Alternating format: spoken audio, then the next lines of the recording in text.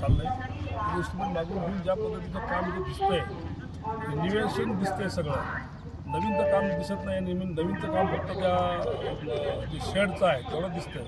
पण त्याचं एस्टिमेट मागवल्याच्या नंतरच आपल्याला कळेल की नेमकं काय चाललंय ते. मला अनेक दिवसापासून लोकांच्या तक्रारी होत्या की खूप दिवसापासून हे काम चाललंय, रखडायला लागले, लोकांची गैरसोय होती आहे. म्हणून आज हिमायतनगरला आला असताना मी रेल्वे स्टेशनला बघायला आलो.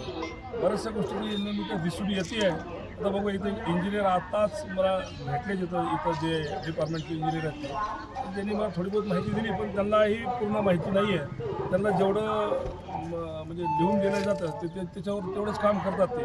तर मग नांदेडला बसून त्याची सगळी माहिती घ्यावं लागेल. माहिती घेतल्याशिवाय तुम्हाला मी सांगणं कठीण आहे. पण इथं लोकांची तक्रारी होत्या की इथं लाईट राहत नाही, किंवा मग इथं पोलीस चौकी नाही, चोऱ्याचं प्रमाण वाढलं आहे, इथं व्यवस्था नाही आहे, टॉयलेट नाही आहे, खूप घाणीचं साम्राज्य पसरलेलं आहे. आणि गेल्या 2-3 वर्षापासून आम्ही बघतो की हे काम चालू आहे. तर मग याची लिमिट काहीतरी आहे का नाही, काम करण्याची म्हणजे काय त्याला लिमिट दिलेली आहे की नाही, की 1 वर्षात पूर्ण करा, 2 वर्षात पूर्ण करा. आणि इथं आल्याच्यानंतर असंही लक्षात आलं की जे काही टेंडर होतं ते 15-20 कोटी रुपयाच्यानं वाढलेलं आहे. पण ते का वाढलं, का नाही वाढलं, हे सगळ्या गोष्टी बघण्यासाठी मी एकदा नजर घालावा म्हणून इकडं आलो होतो. आणि आता मी DMRपाशी बसून हे सगळ्या गोष्टी नक्कीच विचारपूस करेन. साहेब, आज हिमायतनगर शहरात भेट दिली, परिस्थिती अतिवृष्टीची आहे.